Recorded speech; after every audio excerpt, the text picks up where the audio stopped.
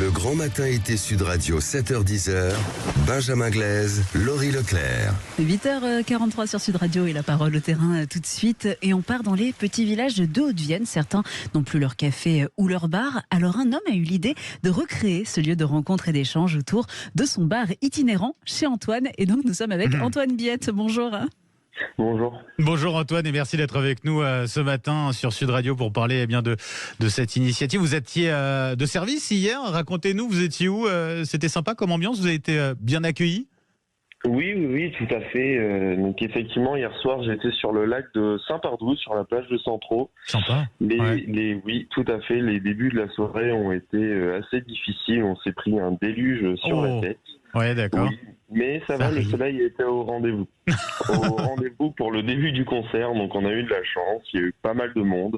Donc voilà, c'était vraiment une bonne soirée. Ouais. Vous êtes jeune, vous avez 24 ans. Antoine, qu'est-ce qui vous a donné l'envie de vous lancer dans ce projet, dans ce combat finalement, j'ai envie de dire, contre une forme de désertification vécue par certains villages? Déjà, j'ai toujours voulu travailler à mon compte. Ça, c'est quelque chose qui est très important pour moi. Ensuite, je suis de Limoges, je suis né à Limoges et j'ai toujours vécu à Limoges. J'ai traîné dans la campagne aux alentours de ma ville. Et ce qu'il faut savoir, c'est que depuis le Covid, je me suis quand même rendu compte que beaucoup de commerces sont fermés, n'ont pas réouvert, notamment des bars où j'ai pour habitude d'y aller après une bonne balade à la campagne. Ouais. Et donc, me rendant compte que c'était trop difficile d'ouvrir un commerce dans chaque commune, je me suis dit que j'allais en faire un et tout simplement. D'ailleurs, c'est une réalité assez généralisée. En France, on a vraiment de moins en moins de bars, Antoine. On en ferme plus qu'on en ouvre. C'est tout à fait ça. Il y a quelques années, on comptait plus de 200 000 bars en France. Aujourd'hui, c'est à peu près 40 000. Ouais, effectivement, et d'où l'importance aussi de pouvoir perpétuer d'une certaine manière cette tradition de manière un peu différente, originale, avec ce bar itinérant. J'imagine qu'un tel projet, ça ne se monte pas du jour au lendemain. Ça vous a pris combien de temps entre le moment où vous avez eu cette idée et sa concrétisation?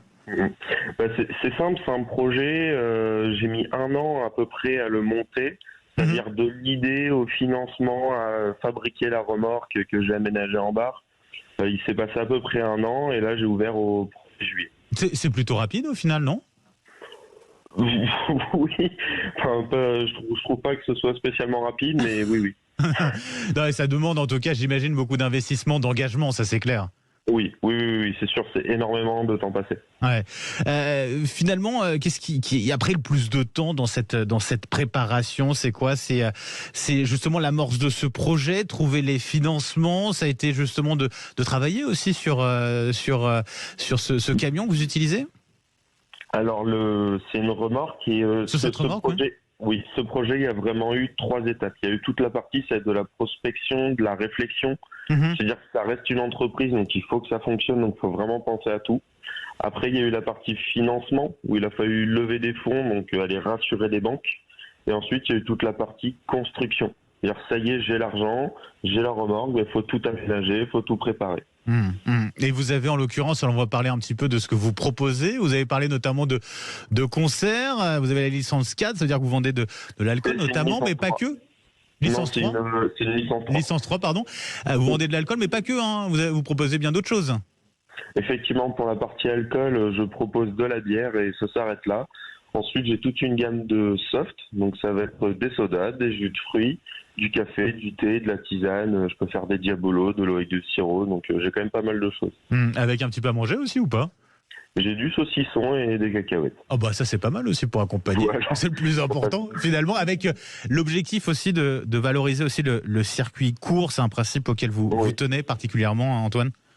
Effectivement, tous les produits que je vends, à part le saucisson qui est de Corrèze, c'est local et même ultra local parce que tout vient aux alentours de Limoges à une vingtaine de kilomètres.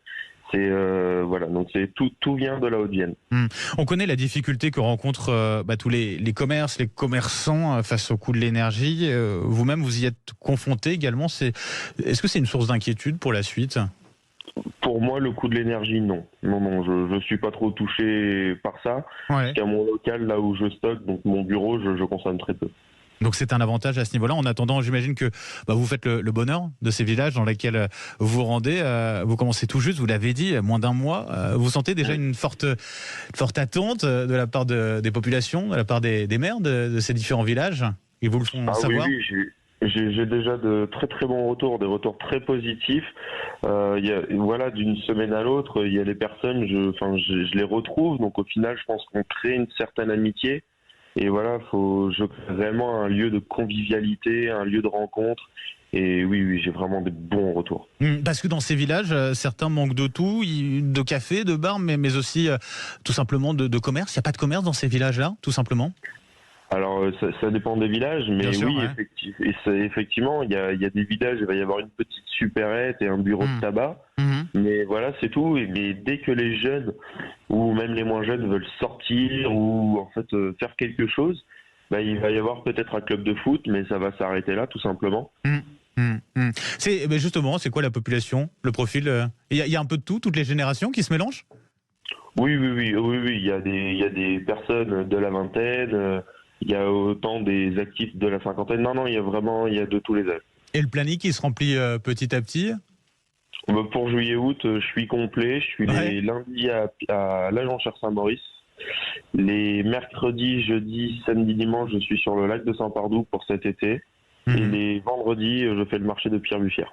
Et ben voilà, Antoine Billette, en tout cas un grand merci d'avoir été avec nous ce matin sur Sud Radio et félicitations pour cette belle initiative, ce bar itinérant, le Antoine Bar qui sillonne donc ces villages de Haute-Vienne. Merci d'avoir été avec nous ce matin et très bonne journée à vous, très bonne saison. Bonne journée, merci.